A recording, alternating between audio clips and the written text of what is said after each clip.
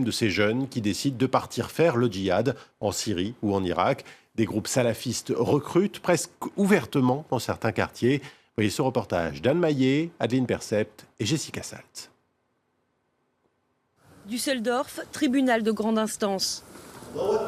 Au deuxième jour d'audience, Marc Auger et ses complices présumés continuent de défier la justice allemande. Le groupe est soupçonné de tentative d'assassinat et de préparation d'un attentat à la bombe. Dans cette région devenue l'un des hauts lieux du salafisme en Allemagne, leur procès est suivi de près par les sympathisants de la cause islamiste. Parmi eux, Bernhard Falk, il est l'un des principaux leaders du mouvement et tient un discours à peine voilé. La République fédérale allemande a de bonnes raisons de s'inquiéter. La situation en matière de sécurité est problématique, car les opprimés se défendent et ils trouveront les moyens de mener à bien des actions. Cet ancien terroriste d'extrême gauche converti à l'islam radical en prison est proche de Sven Lau, que la presse surnomme l'ennemi public numéro 1. Regardez, ils sont en chaussettes. Et c'est ça la menace pour l'État ? S'ils n'ont que ça comme problème, ils ont bien de la chance. Et pourtant, c'est bien ce Sven Lau qui met les autorités allemandes en état d'alerte ces dernières semaines. La police de la charia, c'est lui. Dans cette vidéo qui fait le tour du net, il patrouille dans les rues de Wuppertal pour empêcher les musulmans de fréquenter les bars et les salles de jeu.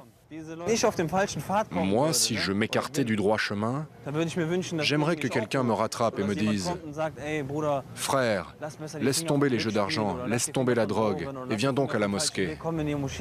Aucun doute, les salafistes de Rhénanie maîtrisent leur outil de communication. Mais au-delà de la provocation, à Wuppertal et ici à Düsseldorf, ils sont de plus en plus présents sur le terrain. Dans le quartier d'Oberbilk, où vivent de nombreux immigrés d'origine turque et maghrébine, leurs activités en ont choqué plus d'un. Cette journaliste d'origine marocaine peut en témoigner. Elle a été sermonnée par l'une de ses patrouilles parce qu'elle ne porte pas le voile.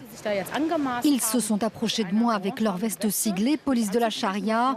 Ils étaient persuadés d'être dans leur bon droit. C'est ça qui m'a énervé, qui m'a choqué. Si on ne fait rien, si on ne les remet pas à leur place très vite, ça peut prendre de l'ampleur.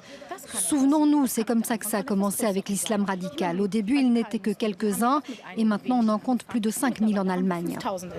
D'après les services de renseignement, plus de 400 djihadistes allemands issus de cette mouvance ont déjà quitté le territoire pour rejoindre les rangs de l'organisation de l'État islamique ou du Front al-Nosra.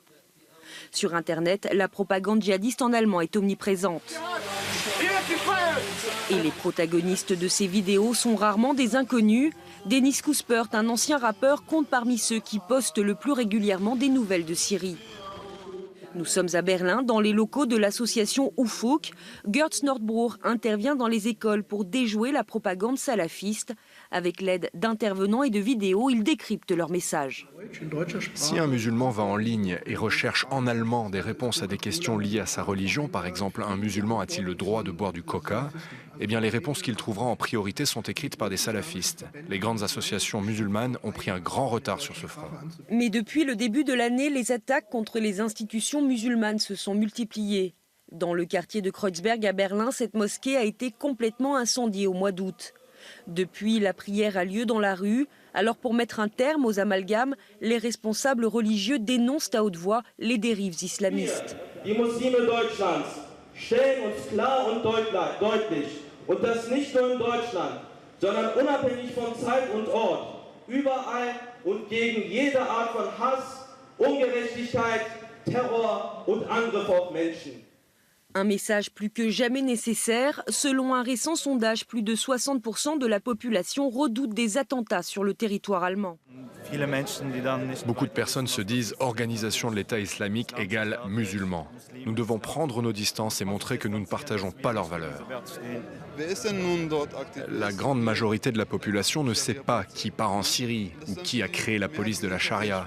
Mais avec des appels comme celui-ci, nous montrons que 99% des musulmans sont contre cette fausse interprétation de l'islam. Comme ses fidèles, les autorités allemandes, elles aussi, réagissent. Depuis mi-septembre, toute activité de soutien ou de promotion de l'organisation de l'État islamique est désormais interdite. Et notre focus du jour est bien sûr à retrouver sur france24.com. On passe à l'actualité sportive.